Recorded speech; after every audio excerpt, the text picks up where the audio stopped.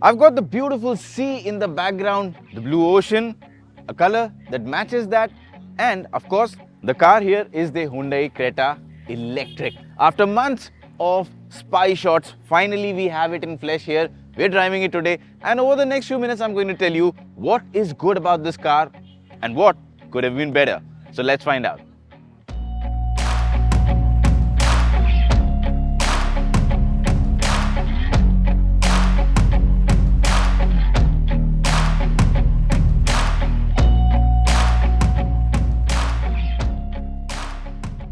Starting off with the design of the Creta EV, well, you can see it is a Creta, similar to the Creta that we see in the petrol or diesel format, but there are many differences.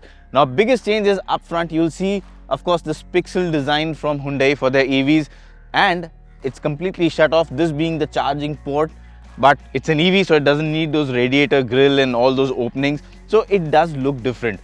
Lower part, if you see these four rectangles here, well, these have a function. They open up to let air in when the car and the air conditioning needs extra cooling. So that's an active piece of engineering done.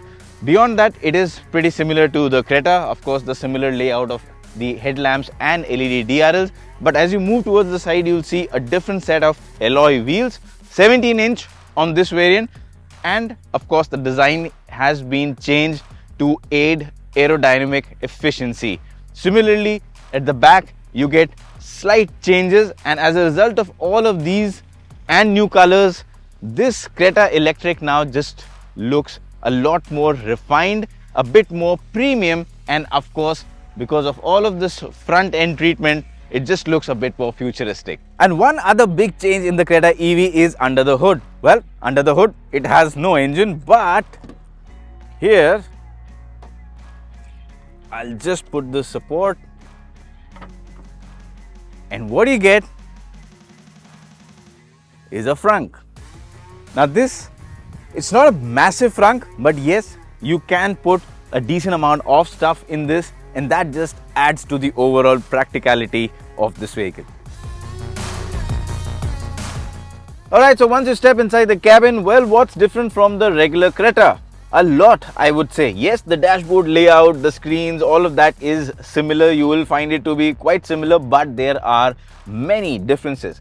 Let's start off with the steering wheel first. Completely different in terms of design. Also, it's not a circle or a circular steering anymore, not even a flat bottom one. It's got this different design at the lower part, and well, there's no Hyundai logo. Instead, you've got these four dots. Why? Well, these four dots are basically the way you would say, or you would type H in Morse code. Did. 4 dots. In Morse code, this stands for H. And well, EV being future and all, they've gone for that. Morse code was the past, so well, it's something to figure out. But yes, I mean, it is different for sure. Beyond that, the screen layout is same. Even the climate control layout is similar, but then thereafter starts the difference.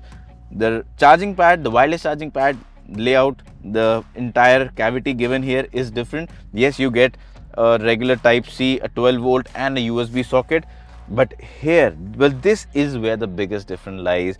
You've got a floating console with blue ambient lighting, and then again you've got a big cavity here for a lot of stuff. You've got cup holders here and the seat ventilation buttons here. So well, in terms of the center console layout, the lower part is completely different from the Creta. Also, the seat you see here, the seat covers are different, and these are made from corn, recycled plastic, so basically sustainable materials, and the Creta badging here. So those are the differences up front. Beyond that, in terms of feature, be it the Bose surround sound system or the overall functions here, everything remains the same. You continue to get the massive panoramic sunroof also, and at the back again the space is similar. It's a Creta, so you get the same amount of leg room, the same amount of knee room. Headroom continues to be generous, and of course the seat is great. The difference being that now the seat is adjustable in 2 steps, So that just adds to the long distance comfort of the Creta EV. But that's not it. There are some more changes at the back. Now, first of all, you get this device holder, so you can easily place your smartphone or your tablet here, and then just a click, you can also get your coffee or your drink glass here. And for this seat, the co-passenger seat, you can control it from the back, so you can press the button and well, you can change the recline as well as the reach. So that just adds to the overall comfort and makes the Creta Electric a lot more competent in terms of convenience and comfort. And now let's talk about the biggest change in the Creta Electric, which is of course the electric powertrain. Now the Creta Electric is offered in two powertrain options, a 42 kilowatt-hour battery and a larger 51.4 kilowatt-hour battery. The claimed range for the smaller battery is 390 odd kilometers, whereas for the larger battery it's 473 kilometers. In terms of power output, with the smaller battery pack, what you get is a power of 135 PS, whereas the larger battery pack that we are driving right now, that gives you a power output from the motor for 175 PS. Now with those numbers out of the way, how is it to drive? Well, first of all, it's electric, so it's completely silent, and it's again very quick. Now that's one of the first things you'll notice once you start driving the Creta. It is quick. When it's electric, it's got the torque available from the word go, and it just flies off the line. Especially you plonk it into sports mode, and then this thing can really move fast. You actually need to drive it and then get your head around the fact that this is still a Creta, the way it drives. So yes, it is fun in terms of driving, and it's quick.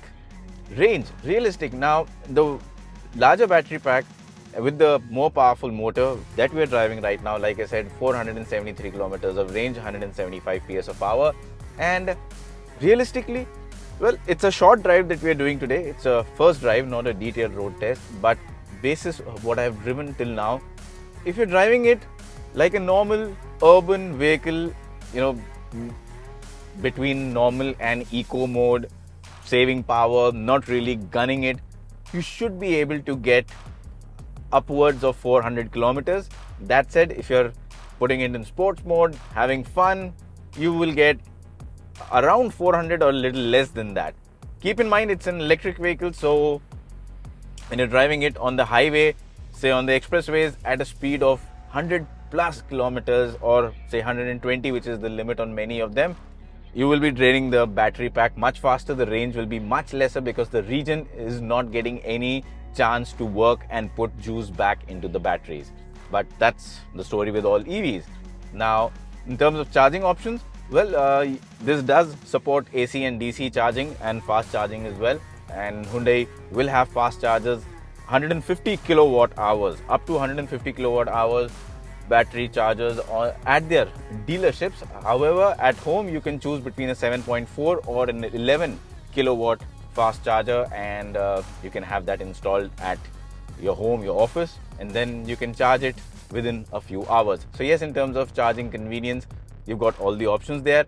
Also, more importantly, you can do everything from the app, and the good thing is that for many EVs you need to have 10 type of apps, different charging station companies, different brands, link them to your wallet, bank accounts. It's a hassle. But with the Hyundai app, it segregates everything under one go, and basically you get the option to pay at any charging station using that one app. So no longer the requirement to download 10 apps and do all of that. More importantly, there's an option of in-car payment. So if you've paired everything right, you can basically search a charging station in the car, go to the charging station, charge your car, and make the payment from the touch screen itself. You don't need to pull out your phone. So that's a really smart move, and that really adds to the convenience. There are a lot of things about EVs, especially in terms of infrastructure, that add a lot of those small inconveniences to them, and this is just taking out one of them. So truly a smart move. In terms of overall driving experience, I think it's really nice. it's got a lot of weight underneath the body now because of the battery pack. So it sort of just sticks in straight lines speed. In straight line, it just feels a bit more stable at high speeds, and around corners, well, you can feel the weight showing up at some of the times, but then again, it does handle everything quite nicely. It's still a very neutral vehicle. It doesn't lose its poise or composure, and in terms of braking, again, it's good. There's also regen, so you can choose between 4 levels of regen. The last one, the max setting, being the single pedal driving. So the braking force or the regen force is so strong that you basically don't need to use the brake to come to a standstill. Now, while this is all about the driving performance of the Creta EV, there is much more to it.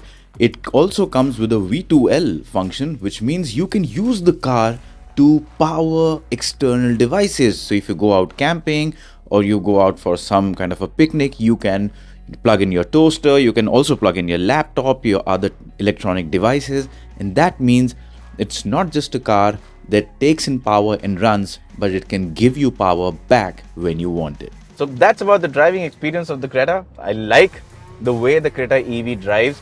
There's not much to complain about in this car. In terms of pricing, we don't know that yet as we speak, but we will get the prices very soon. And if Hyundai is able to price this vehicle comparatively, I think it can really do well. Keep in mind that the Mahindra BE6 and the XEV9E are very, very aggressively priced. And to take them on, well, the Creta brand itself is a very strong brand, so it has that advantage. Just that the pricing needs to be competitive. But from an overall perspective, it is a really nice, rounded up product. If you like this video, please hit that subscribe button so that our videos can reach you in the future, and like and share it as well.